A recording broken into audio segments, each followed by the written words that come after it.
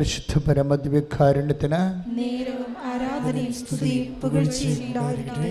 പരിശുദ്ധ പരമദിവ്യകാരുണ്യത്തിന് നേരവും ആരാധനയും സ്തുതിയും പുകഴ്ചയും ഉണ്ടായിരിക്കട്ടെ. പരിശുദ്ധ പരമദിവ്യകാരുണ്യത്തിന് നേരവും ആരാധനയും സ്തുതിയും പുകഴ്ചയും ഉണ്ടായിരിക്കട്ടെ. പ്രിയമുള്ളവരെ, മറ്റു പ്രാർത്ഥനകളിൽ നിന്ന് വ്യത്യസ്തമായിട്ട് എന്തുകൊണ്ടാണ് ഉടമ്പടി പ്രാർത്ഥനാ പദ്ധതിക്ക് സാക്ഷ്യങ്ങളുടെ എണ്ണം കൂടുന്നത്? എന്തുകൊണ്ടാണ്? അതിൻ്റെ പ്രധാനപ്പെട്ട കാരണം വിശ്വാസം 3 തരത്തിൽ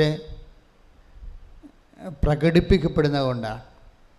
ഇപ്പം നമ്മൾ സാധാരണ ലെവലിൽ വിശ്വാസം ഒരു തരത്തിലാണ് മനുഷ്യർ പൊതുവെ പ്രകടിപ്പിക്കുന്നത്. എങ്ങനെയാണത്? പ്രാർത്ഥനയായിട്ട്. ഉടമ്പടിയിൽ വരുമ്പോൾ വിശ്വാസം 3 തരത്തിലാണ് പ്രകടിപ്പിക്കുന്നത്: പ്രാർത്ഥന, പ്രയോഗം, പിന്നെ പ്രഖ്യാപനം. പ്രയോഗത്തിന് ബൈബിളിൽ നല്ല ഒത്തിരി അനുഭവങ്ങളുണ്ട്. വളരെ സൈലൻ്റായിട്ടുള്ള പ്രയോഗങ്ങളുണ്ട് ബൈബിളിൽ. ഇപ്പോൾ ഉദാഹരണത്തിന് നമ്മുടെ രക്തസ്രാവക്കായ രോഗിയുടെ കാര്യം മാത്രം എടുത്താൽ മതി. അവളൊരു അക്ഷരം, he's not uttering a single word, ഒരക്ഷരം പറയണില്ല. പക്ഷേ വിശ്വാസം അത് ഉള്ളിലാണ് ഇരിക്കുന്നത്, അത് വിചാരമായിട്ടാണ് ഇരിക്കുന്നത്. പക്ഷേ അത് ആക്ഷനിൽ, പ്രവൃത്തിയിൽ അത് പ്രയോഗിക്കുന്നുണ്ട്, ഉള്ളിലിരിക്കുന്നത്. ഇപ്പം നമ്മൾ ഉദാഹരണത്തിന് 8:48 വായിച്ചേ. വിശുദ്ധ ലൂക്കായുടെ സുവിശേഷം. ശ്രദ്ധിക്കട്ടെ. ഹല്ലേലൂയ, ഹല്ലേലൂയ, ഹല്ലേലൂയ. യേശുവേ നന്ദി, യേശുവേ സ്തുതി. ഹല്ലേലൂയ, ഹല്ലേലൂയ, ഹല്ലേലൂയ, ഹല്ലേലൂയ, ഹല്ലേലൂയ, ഹല്ലേലൂയ, ഹല്ലേലൂയ. ലൂക്ക 8:48. ലൂക്ക 8:48. അവൻ അവളോട് പറഞ്ഞു മകളെ, നിന്റെ വിശ്വാസം നിന്നെ രക്ഷിച്ചിരിക്കുന്നു. സമാധാനത്തോടെ പോവുക. അപ്പോൾ അവളെ രക്ഷിച്ചത് എന്താണ്? അവളുടെ വിശ്വാസം. അപ്പോൾ വിശ്വാസം ഉണ്ട് ആളിനെ. പക്ഷേ ഹീസ് നോട്ട് പ്രേയിങ്, ഒന്നും ചെയ്യണില്ല, ആൾ പ്രാർത്ഥിക്കണില്ല. പിന്നെ അവൾ എന്താണ് ചെയ്തത്? വിശ്വാസം എങ്ങനെയാണ് പ്രകടിപ്പിച്ചത്? അത് പറയുന്നത്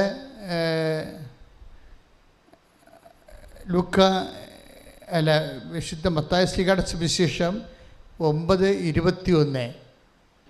മത്തായി 9:21.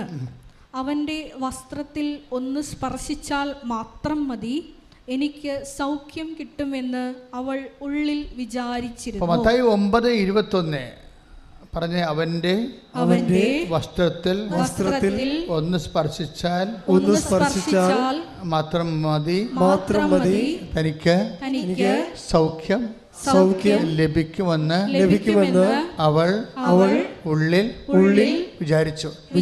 ഉള്ളിൽ വിചാരിച്ചിരിക്കുകയാണ്, പുറത്ത് പറയുന്നില്ല, ശബ്ദമില്ല. അതിനെ ഒരു വിചാരം മാത്രമായി. വിശ്വാസം ഒരു വിചാരം മാത്രമായി നിലനിന്നുകൊണ്ട് തന്നെ ശബ്ദമില്ലാതെ പ്രയോഗത്തിലൂടെ അവളത് പ്രകടിപ്പിക്കണ കാണാം. 8:46 എടുത്ത് ലൂക്കാ സുവിശേഷം. ശ്രദ്ധിക്കട്ടെ. ഹല്ലേലൂയ, ഹല്ലേലൂയ, ഹല്ലേലൂയ, ഹല്ലേലൂയ, ഹല്ലേലൂയ. യേശുവേ നന്ദി, യേശുവേ സ്തുതി. ഹല്ലേലൂയ, ഹല്ലേലൂയ, ഹല്ലേലൂയ, ഹല്ലേലൂയ, ഹല്ലേലൂയ. ലൂക്ക 8:46. യേശു പറഞ്ഞു, ആരോ എന്നെ സ്പർശിച്ചു, എന്നിൽ നിന്ന് ശക്തി നിർഗമിച്ചിരിക്കുന്നു എന്ന് ഞാൻ അറിയുന്നു. ഈശോയിൽ നിന്ന് എന്താണ് നിർഗമിച്ചത്? ശക്തി. അതെങ്ങനെയാണ് നിർഗമിക്കാൻ കാരണം? ആരോ എന്നെ സ്പർശിച്ചു. ഈശോനെ നമുക്ക് പലതരത്തിൽ സ്പർശിക്കാം. ഈശോയുടെ ഹൃദയത്തെ സ്പർശിക്കാം, ശരീരത്തെ സ്പർശിക്കാം, ഈശോയുടെ സാന്നിധ്യത്തെ സ്പർശിക്കാം. ഇത് എല്ലാം ഇതിൻ്റെതായിട്ടുള്ള. ഇപ്പോൾ ഒരു വിധവ ചില്ലിക്കാശിട്ടില്ലേ, ആ ഒരു വിധവ ശ്രീഭണ്ഡാരത്തിൽ ഈശോ ഇരിക്കണ സമയത്തൊരു വിധവ കൊണ്ടുവന്ന് ഒരു പൈസയ്ക്ക് തുല്യമായ ഒരു ചില്ലി തൊട്ടിട്ട് അപ്പോഴേ ഈശോ എഴുന്നേറ്റു. എന്താ പറഞ്ഞത്? എല്ലാവരെയും കൂടുതലായി അവൾ നിക്ഷേപിച്ചിരിക്കുന്നു. ലൂക്ക 21 2-3 തിരുവചനങ്ങൾ. ലൂക്ക 21:2-3. ദരിദ്രയായ ഒരു വിധവ, ദരിദ്രയായ ഒരു വിധവ, ദരിദ്രയായ ഒരു വിധവ 2 ചെമ്പ് തൊട്ടുകൾ ഇടുന്നതും അവൻ കണ്ടു. അവൻ പറഞ്ഞു, ദരിദ്രയായ ഈ വിധവ മറ്റെല്ലാവരെയും കാൾ കൂടുതൽ നിക്ഷേപിച്ചിരിക്കുന്നു എന്ന് സത്യമായി ഞാൻ നിങ്ങളോട് പറയുന്നു. അപ്പൊ ആ വിധവ ഈശോയുടെ ശരീരത്തെ സ്പർശിക്കുന്നില്ല, പിന്നെ എവിടെയാണ് സ്പർശിക്കുന്നത്? ഹൃദയത്തെ, മനസ്സിനെ സ്പർശിക്കുക. നമ്മുടെ ചില പ്രവൃത്തികൾ ഈശോനെ എവിടെയാണ് സ്പർശിക്കുന്നത്? മനസ്സിലാണ് സ്പർശിക്കുന്നത്. അപ്പോൾ നിങ്ങൾക്ക് ഉടമ്പടിയിലൂടെ നിങ്ങൾ ചെയ്യുന്ന കാരുണ്യ പ്രവൃത്തികൾ ഈശോനെ എവിടെയാണ് സ്പർശിക്കുന്നത്? മനസ്സിലാണ്. അതെപ്പോഴും അറിയണം. നമ്മൾ ചെയ്യുന്ന കാരുണ്യ പ്രവൃത്തികൾ ഇത് ഭയങ്കര ഇപ്പം കഴിഞ്ഞ ദിവസങ്ങളിലേ അഖിൽ ജോസഫിൻ്റെ സാക്ഷ്യം നിങ്ങളത് നോക്കണം. നല്ല സൂപ്പർ സാക്ഷിയാണ്. എല്ലാ സാക്ഷ്യങ്ങളും സൂപ്പറാണ്. ചില സാക്ഷിക്ക് ചില പെക്കൂലിയർ ഫീച്ചേഴ്സ് ഉണ്ടാവും. അഖിൽ ജോസഫ് പറയണത് അദ്ദേഹത്തിന് ഒരു അമേരിക്കൻ വിസ ആദ്യം ബ്ലോക്ക് ചെയ്യും, റിജക്റ്റ് ചെയ്യും. നിങ്ങൾക്കറിയാമല്ലോ, അമേരിക്കൻ വിസ റിജക്റ്റ് ചെയ്താൽ ചിലപ്പോൾ ഒരിക്കലും കിട്ടത്തില്ല. അല്ലെങ്കിൽ പിന്നെ കോൾ ഫോർ ചെയ്യണത്, ഒരു ഇൻ്റർവ്യൂവിന് കോൾ ഫോർ ചെയ്യണത് 6 മാസം കഴിഞ്ഞിട്ടാണ്. പക്ഷേ ഇനി തൻ്റെ ജോലി തൻ്റെ കയ്യിൽ നിന്ന് പോയെന്ന് മനസ്സിലാക്കിയപ്പോൾ അവൻ വന്ന് ഉടമ്പടി ചെയ്യും. ഉടമ്പടി ചെയ്ത് കഴിഞ്ഞ് അപ്പോൾ ഒരാഴ്ചക്കുള്ളിൽ തന്നെ വീണ്ടും ഇവന് ഇമെയിൽ വരും വിസ ഇൻ്റർവ്യൂവിന്. അത്രയും സ്പീഡാണ്. ടൈം ഷോർട്ടനിങ് എന്നൊക്കെ ഞാൻ പറയുമ്പോൾ നിങ്ങളത് ശ്രദ്ധിക്കത്തില്ല, നിങ്ങൾക്കത് മനസ്സിലാവത്തില്ല. ടൈം ഷോർട്ടനിങ് എന്ന് പറയണത് ഇപ്പോൾ അമേരിക്കൻ വിസ കിട്ടുന്നതിന് നിയമപരമായിട്ട് നിങ്ങൾക്കറിയാം, റിജക്റ്റായി കഴിഞ്ഞാൽ എല്ലാവരും തലേ കൈ വെച്ചുകൊണ്ട് നടക്കേ ഉള്ളൂ. കാര്യം ഒരിക്കലും അത് സ്കാൻ ചെയ്ത് സ്ക്രൂട്ടൺ ചെയ്ത് ഫിൽട്ടർ ചെയ്തൊക്കെ വരുമ്പോൾ നിങ്ങൾ ആ രാജ്യത്ത് കൊണ്ടുപോകാൻ ഉദ്ദേശിക്കണില്ല എന്ന് നിങ്ങൾക്ക് മനസ്സിലാകും. അതാണ് എൻ്റെ വിഷയം. അപ്പോൾ അതുകൊണ്ട് പ്രത്യേകിച്ച് ട്രംപിൻ്റെ കാലത്ത് ഇത് കുറച്ചുകൂടി കർക്കശ്യമായി. അപ്പോഴേ അങ്ങനെ വന്നപ്പോഴേ ഇത് കിട്ടാൻ സാധ്യതയില്ല. പിന്നെ ആകപ്പാട് പിന്നെയുള്ള സാധ്യത എന്താണ്? അഖിൽ ജോസഫിന് മനസ്സിലായ ഉടമ്പടിയാണ് പിന്നെ ഉള്ളൊരു സാധ്യത. അമ്മ തന്നെ ഈ വിഷയം നേരിട്ടെടുക്കണം. ഫയല് അമ്മയെ ഏൽപ്പിക്കുന്നത് തുല്യമാണ് നമ്മൾ ഉടമ്പടി ചെയ്യണത്. അപ്പോൾ ആ സാക്ഷി നിങ്ങൾ കേൾക്കുമ്പോൾ മനസ്സിലാവാതെ പുള്ളിക്കാരൻ വന്ന് ശക്തമായ രീതിയിൽ ഉടമ്പടി എടുത്തിട്ട് ഉടമ്പടി ആക്ടിവേറ്റ് പുള്ളിക്കാരൻ അത് പ്രവർത്തനത്തിലേക്ക് വരുമ്പോൾ തന്നെ പെട്ടെന്ന് ടൈം ഷോട്ടിന് സമയച്ചുരുക്കം പ്രാപിച്ചിട്ട് ഇയാൾ അങ്ങോട്ട് വിളിക്കും ഇൻ്റർവ്യൂവിനെ. ഇൻ്റർവ്യൂ വിളിച്ച് ഇൻ്റർവ്യൂ പാസ്സാകും. പിന്നെ പെട്ടെന്നാണ് ഇൻ്റർവ്യൂ പാസ്സാകുന്നത്. അതായത് അമ്മ ഫയലെടുത്ത് കഴിഞ്ഞാൽ നിങ്ങൾ പിന്നീട്, അതായത് എന്തെങ്കിലും ഒരു അനക്കം ഉടമ്പടിക്ക് ഉണ്ടായാൽ പിന്നെ നിങ്ങൾ ഒരിക്കലും പഴയ ആൾക്കാരായിരിക്കരുത്. അത് നിങ്ങൾക്ക് പറ്റുന്ന അബദ്ധം. അത് ശരി, നിങ്ങൾ വിചാരിക്കുക സ്വാഭാവികമായിട്ട് വിളിച്ചതായിരിക്കും. ഇപ്പം ഞാൻ ഉടമ്പടി എടുത്തില്ലെങ്കിലും എന്നെ വിളിക്കുമായിരിക്കും. ഇങ്ങനെയാണ് ഈ പൊട്ട മനുഷ്യർക്ക് സംഭവിക്കുന്നത്. അതായത് നിങ്ങൾ പെട്ടെന്ന് കോൾഫർ ചെയ്യുമ്പോൾ അമ്മ ഇടപെടുമ്പോൾ അതിൻ്റെ അകത്തൊരു ഒന്ന് നോട്ട് ബൈ മിനിറ്റിലായിരിക്കും അത് വർക്ക് ചെയ്യണത്. 2 ടൈം ഷോർട്ടറിങ് ഉണ്ടാവും, പിന്നെ ലൈറ്റ് ബൈൻഡിങ് ഉണ്ടാവും, പിന്നെ ഇങ്ങനെ 4 ഫോർമാറ്റ് ഏതെങ്കിലും ഒരെണ്ണം ഉണ്ടെങ്കിൽ നിങ്ങൾക്ക് മനസ്സിലാക്കണം ഇത് ഉടമ്പടി പ്രോഡക്റ്റാണെന്ന്, ഉടമ്പടിയുടെ ഇഫക്റ്റാണെന്ന് മനസ്സിലാക്കാം. എന്തൊക്കെയാണത്? നോട്ട് ബൈ മെറിറ്റ്, അതായത് നമ്മുടെ യോഗ്യതയില്ല, പക്ഷേ നമുക്ക് കൃപയാൽ നമ്മൾ വിളിക്കപ്പെടുന്നു. പിന്നെ എന്താ? ടൈം ഷോർട്ടനിങ്, നമ്മളെ ഞെട്ടിപ്പിച്ചുകൊണ്ട് സമയച്ചുരുക്കം പ്രാപിക്കും. അപ്പോൾ തന്നെ മനസ്സിലാക്കാം ഇത് അമ്മയാണ് അടുത്ത ഈ ലൈനിൽ നിൽക്കണം, നമ്മളല്ല. നമ്മളെ മാറ്റിയിട്ട് അമ്മ ഡയറക്റ്റ് വിഷയം കൈകാര്യം ചെയ്യാൻ തുടങ്ങിയെന്നും. ഡയറക്റ്റ് വിഷയം കൈകാര്യം തുടങ്ങിയില്ല. നമുക്ക് ഉടമ്പടിന് ശേഷം നമുക്ക് മനസ്സിലായത് ഈ സഞ്ചാരി മാതാവ് പണ്ട് ഒരു 6 മാസം കൂടുമ്പോൾ 2-3 സാക്ഷ്യമാണ് സഞ്ചാരി മാതാവിൻ്റെ കിട്ടിക്കൊണ്ടിരുന്നത്. ഇപ്പോഴ് ആഴ്ചയിൽ ഒരു ദിവസം 1-2 വെച്ച് എല്ലാ ദിവസം പ്രതി സഞ്ചാരി മാതാവിൻ്റെ സാക്ഷ്യങ്ങൾ കിട്ടുന്നുണ്ട്. സഞ്ചാരി മാതാവ് എന്ന് പറയുമ്പോൾ ആൾക്കാർക്ക് തോന്നി എന്നാ സഞ്ചാരി മാതാവ് നിങ്ങൾക്കറിയാമല്ലോ. അത് നമ്മളെ കൃപാസനത്തിന് വണങ്ങുന്ന അമ്മ ആരാണ്? വാഗ്ദാന പേടകമാണ്. നമ്മൾ ലുത്തീനിയയിലുണ്ട് വാഗ്ദാന പേടകമേ ഞങ്ങൾക്ക് വേണ്ടി അപേക്ഷിക്കണമേ. പക്ഷെ ലോകത്തിലോടത്തിൽ വാഗ്ദാന പേടകമായിട്ട് അമ്മയെ വണങ്ങുന്ന സ്ഥലങ്ങൾ കുറവാണ്. വടച്ചുരുക്കി ഞാൻ യൂട്യൂബിൽ ഗൂഗിളിൽ നോക്കിയിട്ട് ഒരു സ്ഥലമോ മറ്റോ ഉണ്ട്. അത് ഈ രീതിയിലല്ല, ഇല്ലെന്ന് തന്നെ പറയാം. ഇത് അമ്മയുടെ പ്രത്യക്ഷീകരണവുമായിട്ട് ബന്ധപ്പെട്ട് ഉടമ്പടി തന്നപ്പോഴാണ് നമുക്ക് മനസ്സിലായത് ഉടമ്പടി ഇരിക്കുന്നത് വാഗ്ദാന പേടകത്തിലാണ്. അങ്ങനെയാണ് മനസ്സിലായത് കൃപാസനത്തിൽ അമ്മ വെളിവാകപ്പെട്ടിരിക്കുന്നത് വാഗ്ദാന പേടകമായിട്ടാണെന്നാണ്. വാഗ്ദാന പേടകത്തിൻ്റെ അവസ്ഥ അറിയാമല്ലോ. അതായത് വാഗ്ദാന പേടകം ഒരു വ്യക്തി, അതിൻ്റെ ഒരു മെക്കാനിസം ഇതാണ്. ഒരു വ്യക്തി ദൈവത്തിൻ്റെ വചനം ദൈവത്തിൻ്റെ സ്നേഹത്തോടെ കർക്കശ്യമായി അനുഷ്ഠിച്ചു കഴിഞ്ഞാൽ, ഈശോ എന്താ പറഞ്ഞത്? എൻ്റെ വചനം നിങ്ങൾ നിലനിൽക്കുന്നു കഴിഞ്ഞാൽ നിങ്ങൾക്ക് ഇഷ്ടമുള്ളത് 15:7 എടുത്ത് ശ്രദ്ധിക്കട്ടെ. ഹല്ലേലൂയ ഹല്ലേലൂയ ഹല്ലേലൂയ ഹല്ലേലൂയ ഹല്ലേലൂയ ഹല്ലേലൂയ. യേശുവേ നന്ദി. ഹല്ലേലൂയ ഹല്ലേലൂയ. യോഹന്നാൻ 15:7. യോഹന്നാൻ 15:7 നിങ്ങൾ എന്നിൽ വസിക്കുകയും എൻ്റെ വാക്കുകൾ നിങ്ങളിൽ നിലനിൽക്കുകയും ചെയ്യുന്നെങ്കിൽ ഇഷ്ടമുള്ളത് ചോദിച്ചു കൊള്ളുക, നിങ്ങൾക്ക് ലഭിക്കും. That's okay. നിങ്ങളൊന്ന് പറഞ്ഞ്, നിങ്ങൾ എന്നിൽ വസിക്കുകയും എൻ്റെ വാക്ക് നിങ്ങളിൽ നിലനിൽക്കുകയും ചെയ്യുന്നെങ്കിൽ നിങ്ങൾക്ക് ഇഷ്ടമുള്ളത് ചോദിക്കാം, നിങ്ങൾക്ക് ലഭിക്കും. അപ്പോൾ ഈ വാഗ്ദാന പേടകത്തിൻ്റെ മെക്കാനിസം അങ്ങനെയാണ്. എന്താണ്? നമ്മൾ ദൈവത്തിൻ്റെ വചനം അവൻ പറയണത് പോലെ ചെയ്യണം. പക്ഷെ ഒരു പ്രോബ്ലം അതിൻ്റെ അകത്തുണ്ട്. നമ്മൾ എവിടെയാണ് നമുക്ക് ഫ്ലോപ്പ് സംഭവിക്കുന്നത്, എവിടെയാണ് നമുക്ക് മാർക്ക് പോകണമെന്ന് നിങ്ങൾ അറിയണം. ഞാനിപ്പോഴേ ഇവിടെ അല്ലേ എല്ലാ ദിവസവും യൂത്തിനോട് സംസാരിക്കും.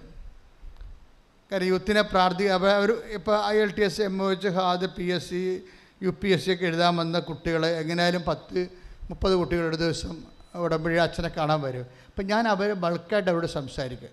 അവരോട് സംസാരിക്കുമ്പോൾ ഞാൻ എന്താ അവരോട് സംസാരിക്കണമെന്ന് അറിയാമോ? നിങ്ങൾ കൃപയുടെ ലീക്കേജുകൾ ബ്ലോക്ക് ചെയ്യാൻ പറയും.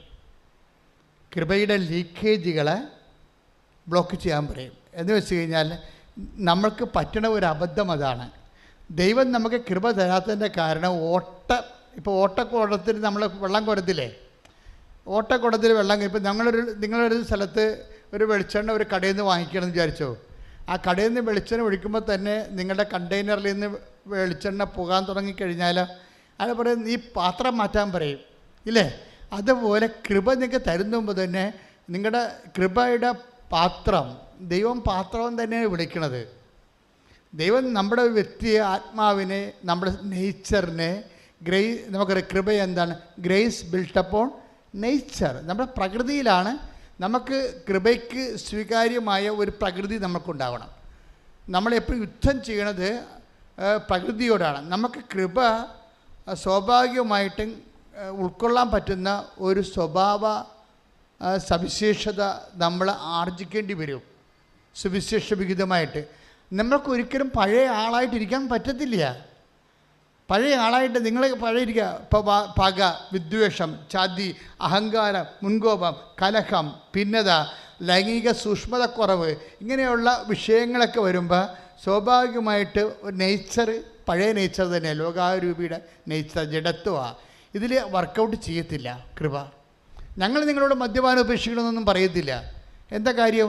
ഞങ്ങൾക്കത് പറയേണ്ട കാര്യമില്ല. നിങ്ങളെ ദൈവം വിളിച്ചിട്ടുണ്ടെങ്കിൽ ദൈവം നിങ്ങളെ ക്രമീകരിച്ചിരിക്കും. നിങ്ങൾക്കൊരു മനസ്സുണ്ടായാൽ മതി.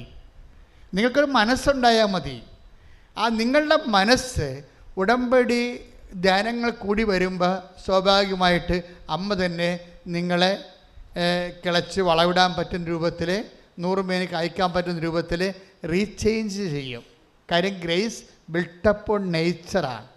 നേച്ചർ എന്ന് വെച്ചാൽ കൃപ എപ്പോഴും ദൈവശാസ്ത്രപരമായിട്ട് ഒരു മനുഷ്യൻ്റെ പ്രകൃതിയിലാണ് ദൈവം കൊടുക്കുന്നത്. പ്രകൃതിയോ what is nature? That is habits. ഒരു നേച്ചറിൻ്റെ ദ ടോട്ടാലിറ്റി ഓഫ് ദി ഹാബിറ്റ്സാണ് നേച്ചറായിട്ട് വരുന്നത്. നമ്മുടെ മുഴുവൻ ശീലങ്ങളുടെ ആകത്തുകയാണ് നമുക്ക് പ്രകൃതിയായിട്ട് വരുന്നത്. What is habits? Habits is repeated action. വല്ലപ്പോഴും സംഭവിക്കുന്ന കാര്യങ്ങളല്ല, തുടരെ സംഭവിക്കുന്ന ശീലങ്ങളെ ഹാബിറ്റ്സ് എന്ന് പറയും. അത് മോശം ശീലങ്ങളുടെ ദുശ്ശീലങ്ങളാണെന്ന് പറയും. ഇപ്പം ദുശ്ശീലങ്ങളുള്ളവരിൽ ഒരിക്കലും കൃപ വർക്കൗട്ട് ചെയ്യത്തില്ല. അതുകൊണ്ട് വചനം വളരെ സൂക്ഷ്മതയാണ്. അപ്പം എന്തെങ്കിലും ദുശ്ശീലങ്ങളുണ്ടോ, ആ റെക്കർ ചെയ്യുന്ന ബാഡ് ഹാബിറ്റ്സ് ഉണ്ടോ എന്ന് നോക്കണം. അത് ഉടമ്പടിയുടെ മെയിൻ സംഭവമാണ്. റെക്കർ ചെയ്യുന്ന, do you have any recurring bad habits? നിങ്ങൾക്ക് ഇത് റെക്കർ ചെയ്യുന്ന, വല്ലപ്പോഴും ഒറ്റപ്പെട്ട സംഭവങ്ങളല്ല, ആവർത്തിക്കപ്പെടുന്ന ബാഡ് ഹാബിറ്റ്സ് ഉണ്ടോ എന്ന് നോക്കണം. എങ്കിൽ നിങ്ങളുടെ നേച്ചർ, നിങ്ങളുടെ പ്രകൃതി കൃപ സ്വീകരിക്കാൻ പറ്റുന്നതല്ല, ഉടമ്പടി ഉടയാൻ സാധ്യതയുണ്ട്. അത് വളരെ ശ്രദ്ധിക്കണം. ഒന്ന് പ്രാർത്ഥിക്കുക. കർത്താവായ ദൈവമേ, ഉടമ്പടി പ്രകാരം കൃപ ആർജിക്കാൻ ആവശ്യമായ ഒരു നേച്ചറ് പ്രകൃതി എന്നിൽ സംജാതമാക്കണമേ. ശ്രദ്ധിക്കട്ടെ. ഞങ്ങളുടെ പ്രകൃതിയെ അങ്ങ് പരുവപ്പെടുത്തണമേ എന്ന് പ്രാർത്ഥിക്കുന്നു. ഹല്ലേലൂയ. യേശുവേ നന്ദി. ഇത് ലീക്കേജാണ്. അതായത് ഇത് കൃപ നിങ്ങൾക്ക് കിട്ടിയാൽ തന്നെ നഷ്ടപ്പെടാൻ, ചോർന്നു പോകാൻ സാധ്യതയുള്ള ഒരു ലീക്കേജുകളാണ്. ഇത് ബ്ലോക്ക് ചെയ്യണം നമ്മൾ. ഇപ്പം ഞാൻ കുഞ്ഞുങ്ങളോട് സംസാരിക്കണില്ലേ, അപ്പോൾ അവരെല്ലാം എഡ്യൂക്കേറ്റഡ് ആണ്. പക്ഷേ അവരോട് ഞാൻ പറയും, മക്കളെ എഡ്യൂക്കേഷൻ നിങ്ങൾക്കുണ്ട്, പക്ഷേ നിങ്ങൾ ശ്രദ്ധിക്കേണ്ട ഒരു കാര്യം, നിങ്ങൾ ഇൻ്റലിജൻ്റായിട്ട് വേണം വിശ്വാസം ഒരു ഇൻ്റലിജൻ്റ് അഫെയറാണ്. ഞാൻ എപ്പോഴും നിങ്ങളോട് പറയുന്ന കാര്യമാണ്. Faith is not an emotional affair. അത് ഇൻ്റലിജൻ്റ്, ബുദ്ധിപരമായ ഒരു വിനിമയമാണ് വിശ്വാസം എന്ന് പറയുന്നത്. അല്ല, അതിനത് വൈകാരികമായ ഒരു വിനിമയമല്ല, ബുദ്ധിപരമാണത്. ഞാൻ അപ്പം മക്കളോട് പറയും, ദൈവത്തോട് നിങ്ങൾ ഇടപെടുമ്പോൾ ഇൻ്റലക്റ്റായിട്ട് ഇൻ്റലിജൻ്റായിട്ട് ഇടപെടണം. എന്താ കാര്യം?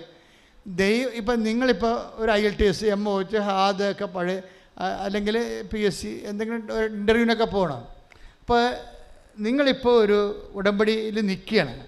ഉടമ്പടിയിൽ നിൽക്കുമ്പോൾ നിങ്ങളിപ്പോൾ ഉടമ്പടി പ്രകാരം പരിശുദ്ധ പ്രവർത്തനം ചെയ്യുന്നുണ്ട്, അല്ലേ? പരിശുദ്ധ പ്രവർത്തനം, കാരുണ്യ പ്രവർത്തികൾ ചെയ്യുന്നുണ്ട്. അതുപോലെ തന്നെ നിങ്ങൾ രോഗികളെ കാണുന്നുണ്ട്, ഒക്കെ ശരി. നിങ്ങൾ സൗമ്യത പാലിക്കുന്നുണ്ട്, പ്രാർത്ഥനയിൽ ജീവിക്കുന്നുണ്ട്, ഇതൊക്കെ ശരി. പക്ഷെ ദൈവത്തിന് ഒരു കാര്യം അറിയാം. എന്താണ് ദൈവത്തിന് അറിയാവുന്നത്? നിങ്ങൾ ഈ പരീക്ഷക്കാലം കഴിയുമ്പോൾ പഴയ ആൾക്കാരുമായിട്ട് കൺവേർട്ട് ചെയ്യുമെന്നറിയാം. അതോടുകൂടി നിങ്ങളുടെ കാര്യത്തിൽ ഒരു തീരുമാനമാകും. ഇതാണ് പ്രശ്നം. ഇൻ്റലിജൻ്റ് എന്ന് പറയാം. ഫെയ്ത്ത് ഇൻ്റലിജൻ്റായിട്ടാണ് കൈകാര്യം ചെയ്യേണ്ടത്. ഇത് ലീക്കേജാണ്. ഇത് ദൈവത്തിന് നിങ്ങളെക്കുറിച്ചുള്ള മുൻവിധിയുണ്ട്. അതായത് ഈ അഭ്യാസവും ഈ പ്രാർത്ഥനയൊക്കെ കാണിക്കുന്നത് വയറ്റിപ്പഴപ്പിന് വേണ്ടി മാത്രമാണ്, തൽക്കാലം ജയിച്ചു കയറാൻ വേണ്ടിയുള്ള ഉടായ്പാണ്. ഇത് കഴിഞ്ഞു കഴിഞ്ഞാൽ തനി സ്വഭാവം കാണിക്കും. തനി സ്വഭാവം, അതാണ് ലീക്കേജ് എന്ന് പറയുന്നത്. നിങ്ങളുടെ തനി സ്വഭാവം, കണ്ടത്തടിക്ക് മുണ്ടത്തടി, അപ്പൻ്റെ അടുത്ത്, നിങ്ങൾക്കറിയാമില്ല, നമ്മൾ നാട്ടുകാരുടെ കടത്തിലൊന്നും കയറണ്ട, അവർ ഇങ്ങനെ പെടലി ഞൊട്ടിക്കൊണ്ട് പോകും. നിങ്ങളുടെ കാര്യം നിങ്ങൾ സ്വന്തം അമ്മയുടെ അടുത്തേക്ക് അറിയാൽ മതി, നിങ്ങളുടെ കാര്യത്തിൽ തീരുമാനമാകും. That is U. സ്വന്തം അമ്മയോട് എന്താ നിങ്ങൾ പെരുമാറണത്, അല്ലെങ്കിൽ സ്വന്തം അമ്മമ്മയോട് അപ്പനോട് എന്താ പെരുമാറണത്, അതാണ് നിങ്ങൾ. അതെൻ്റെ അപ്പനല്ലേ എൻ്റെ അമ്മയല്ലേ എന്ന് വിചാരിച്ചുകൊണ്ട് നിങ്ങൾക്ക് ലൈസൻസ് ഇല്ല എന്തും പറയാനോ എന്തും ചെയ്യാനോ. ദാറ്റ് ഈസ് നിങ്ങൾ. അതാണ് ഇപ്പോൾ ദൈവം അസസ് ചെയ്യുമ്പോൾ അതാണ്. അപ്പൻ ചിലപ്പോൾ ക്ഷമിക്കും, അമ്മയെ ക്ഷമിക്കും. കാര്യം നിങ്ങളെ പെറ്റ് വളർത്തിയ ഒത്തിരി ഇൻവെസ്റ്റ്മെൻറ്റ് അവർക്കുള്ളത് കൊണ്ട് അവർ ക്ഷമിക്കാൻ മാർഗമില്ലല്ലോ, അതുകൊണ്ട് അവർ മിണ്ടത്തില്ല. പക്ഷെ നിങ്ങളുടെ കാര്യത്തിൽ ഒരു തീരുമാനമാകും. ഇതുകൊണ്ട് ഈശോ എന്താ പറഞ്ഞത്? നിങ്ങൾ എന്നെ സ്നേഹിക്കണമെങ്കിൽ മാത്രമേ ഈ പണിക്കിറങ്ങാവൂ. മനസ്സിലായില്ലേ? 15-14 take the word of God. സ്തുതിക്കട്ടെ. ഹല്ലേലൂയ ഹല്ലേലൂയ ഹല്ലേലൂയ ഹല്ലേലൂയ ഹല്ലേലൂയ. യേശുവേ നന്ദി, യേശുവേ സ്തുതി. ഹല്ലേലൂയ ഹല്ലേലൂയ ഹല്ലേലൂയ ഹല്ലേലൂയ ഹല്ലേലൂയ. യോഹന്നാൻ 15:14. യോഹന്നാൻ 15:14. ഞാൻ നിങ്ങളോട് കൽപ്പിക്കുന്നത് നിങ്ങൾ ചെയ്യുന്നെങ്കിൽ നിങ്ങൾ എൻ്റെ സ്നേഹിതരാണ്. അപ്പൊ ഞാൻ നിങ്ങളോട് കൽപ്പിക്കുന്നത് നിങ്ങൾ ചെല്ലുന്നെങ്കിൽ എന്നാണ് ഈശോ പറഞ്ഞത്. അല്ല, ചെയ്യുന്നെങ്കിൽ. ഉടമ്പടിയാണ് സംഭവം. ഇതെല്ലാം ചെയ്യുന്ന കാര്യങ്ങളാണ്. ഞാൻ നിങ്ങളോട് കൽപ്പിക്കുന്നത് നിങ്ങൾ ചെല്ലുന്നെങ്കിൽ എന്നാണ് ഈശോ പറഞ്ഞെങ്കിലേ നിങ്ങൾക്ക് വേണമെങ്കിൽ വചനം അവിടെ ഇരുന്നുകൊണ്ട് 3000 പ്രാവശ്യം ചെല്ലിയാൽ മതിയായിരുന്നു. വർക്കൗട്ട് ചെയ്യത്തില്ല. ഞാൻ നിങ്ങളോട് കൽപ്പിക്കുന്നത് പറഞ്ഞേ ഞാൻ നിങ്ങളോട് കൽപ്പിക്കുന്നത് നിങ്ങൾ ചെയ്യുന്നെങ്കിൽ നിങ്ങൾ എൻ്റെ സ്നേഹിതരാണ്. എന്റെ സ്നേഹിതരാണ്. അപ്പൊ എൻ്റെ സ്നേഹിതരാണെന്നുള്ളതാണ് നിങ്ങളുടെ ഒരു സ്റ്റാറ്റസ്.